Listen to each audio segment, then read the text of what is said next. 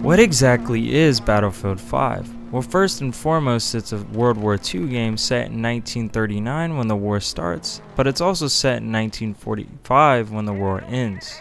What I mean by this is DICE and EA have plans to release free DLC throughout each month for Tides of War. Now, Tides of War is their quote-unquote version of a season pass, but it's a free season pass where you get updates as well as new content throughout the year and the span of the game's life cycle. Now currently there's only about 6 maps in the game and there's 3 war stories. The war stories follow separate characters and their experiences during World War II, similar to that of World War I and Battlefield 1 with their war stories. Now going into the multiplayer, there was a lot of speculation as to if it was going to be good or better than Battlefield 1, and I am here to tell you that it is. Battlefield 1 was kind of a flop. A lot of people wanted something new like a World War I shooter, but a lot of people also wanted a modern day shooter, and even though Battlefield 5 is not modern, it has similar aspects to that of Battlefield 3 in the play style. So picking your gun engagements, making sure you have the right class selected when going into those engagements, but also it's got a higher skill gap. Like I mentioned in my last video, the skill gap is definitely there. You can either be terrible, good, or very good at this game. There is no mediocre player. You have to learn the mechanics and you're either good or bad. There is no like helping the player. There's more of a learning curve. You have to trial and error with this game, especially with sniping. You really do have to lead your shots, just like in Battlefield 3. The sniping is still kind of linear, like the bullets do travel a lot faster than what they did in Battlefield 4 and Battlefield 3, especially in 1943 as well. But the game has a huge skill gap. The tanks shells curve. There's no straight trajectory anymore with shooting your gun. There's a lot of more realism when it comes to recoil. There's just a whole lot there that people weren't expecting with this game, and I really do hope this game does do well, mainly because Battlefield 5 had a rough reveal trailer. If you guys never saw the reveal trailer, there was a woman with a prosthetic arm. She was British and she had a sniper rifle, and that basically made the Battlefield community turned off because it was kind of offensive in a way towards World War II veterans. It was not historically accurate, and so DICE and EA saw the reaction and they took that out of the game. The only thing you can change is race and sex, but I think that's something you're gonna have to move past if you want to play this game. A lot of games are doing that now with race and sex to make it more equal, even if it isn't accurate, which is still kind of upsetting because I honestly wish Battlefield 5 would have done what they did with 1942 and 1943 and made it more tributable towards the actual war, made it more historically accurate.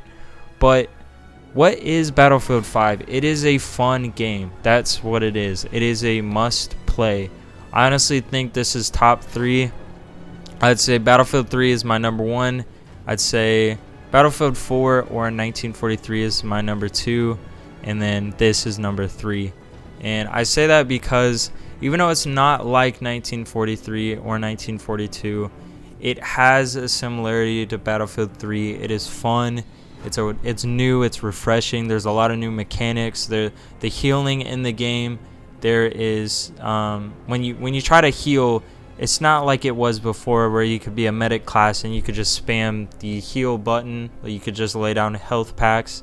You have to wait on a cooldown. There's healing stations, and if you're not playing as a medic, you have to wait and see if there's a healing station near you. You have to leave the engagement and you have to try and find cover and get to the healing station, build it, or find a medic.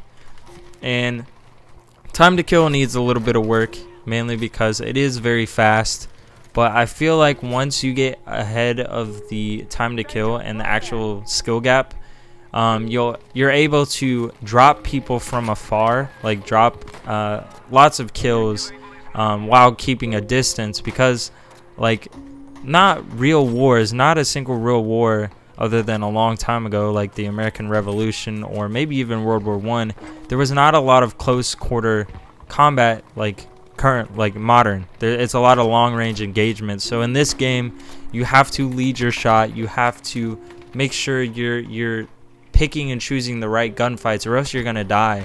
And then you have to wait to respawn. There's kind of like a punishment if you die, like your team loses tickets, your character or like your squad, a lot of those people suffer because if there's no medic around, everybody suffers. Like, it's more of a team play, more of a tactical, more of a realistic game, kind of like Battlefield 3. Because in my opinion, Battlefield 3, even though you could spam a lot of stuff like grenades and health packs and stuff, the skill gap was there when it comes to flanking and picking engagements.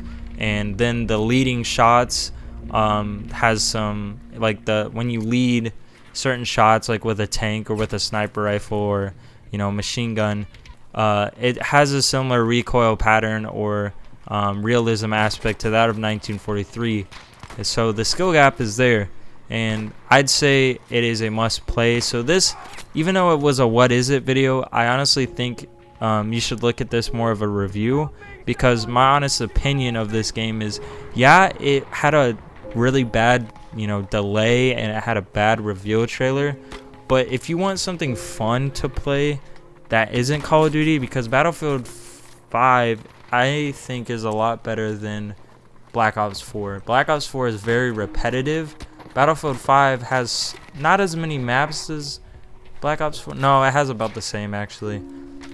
It's more tactical, and there's a lot of different things that can happen in each match. And there's a lot of different game modes. Like, each game mode makes the map play and feel different, which is something they did right, because a long time ago what DICE and EA would do is they would put down a particular game mode on a map, and it would either be complete crap and it wouldn't play right, like it would just be a cluster, it would just be crazy and chaotic, or they would play very well. Now with this game, each game mode works with the map. They changed how the map plays, and it's almost like a new map. It's same setting but different experience when getting into gunfights.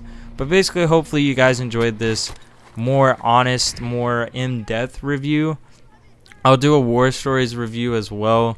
This one was more of an introduction to like what do you expect when coming into Battlefield 5. Like, it's definitely a huge skill gap and a huge learning curve, and that's something you want in a game. You want there to be a learning curve, because if it's too easy for everyone, there's going to be no fun. There's going to be no point in playing it if you can't learn new things or learn new tactics. But anyways, hope you guys enjoyed, and I will see you in the next one. Peace.